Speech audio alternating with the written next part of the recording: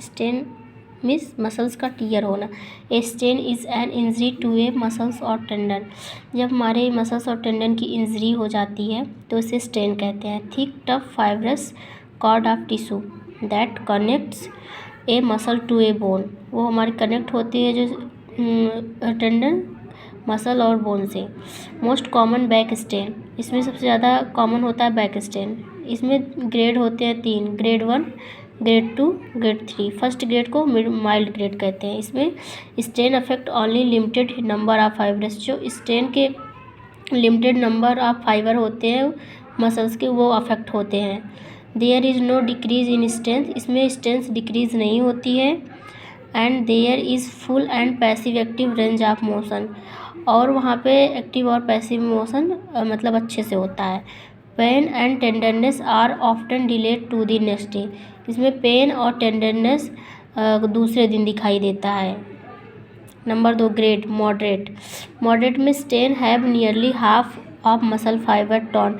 जो इसमें स्टेन में जो मॉडरेट होता है, इसमें जो हाफ मसल फाइबर होते हैं उसके नियरली वो टॉन हो जाते हैं। Acute and significant pain in accompanied by swelling, इसमें एक्यूट फेज दिखाई देता है और स्वेलिंग रहती है। Minor decrease in muscle strength, वही मसल स्ट्रेंथ होती है वो थोड़ी सी डिक्रीज हो जाती है।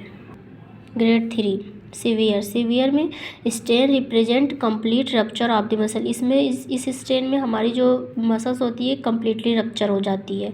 The means either the tendon is separated from the muscle belly, जो हमारे टेंडन होते हैं वो सेपरेट होते हैं मसल वैली से। The muscle belly it actually वो टॉर्न हो जाती है इन दी 2 पार्ट्स, 2 पार्ट्स में। Severe swelling and pain and a complete loss of function, इसमें हमारी स्वेलिंग दिखाई देती है, सीवियर पेन होता है और लॉस ऑफ फंक्शन लॉस हो जाता है। Are characteristics for this type of strain, इस टाइप के स्टेन में। इसके कॉजेज़ क्या क्या हैं? Acute injury, sudden trauma such as a fall, twist. Example acute injury include sprain. Strain contusion, overuse injuries occur gradually over time, अगर हम ज़्यादा टाइम तक कोई भी काम करते हैं तो उसे ओवर यूज इंजरी कहते हैं। टेंडाइटिस, टेंडन का इन्फ्लामेशन हो जाता है। एंड बर्साइटिस, बर्सा में इन्फ्लामेशन हो जाता है। Are common soft tissue over use injury. Clinical feature pain, swelling, bruising मतलब नील पड़ना, not being able to move the joint, और हमारे जॉइंट जो है मूव नहीं कर पाते अच्छे से। Treatment protection, rest ice 20 minute, compare session, elevation. Stage 1 price protocol, stage 2 exercise करना चाहिए, स्टेज 3 रिटर्न टू स्पोर्ट्स।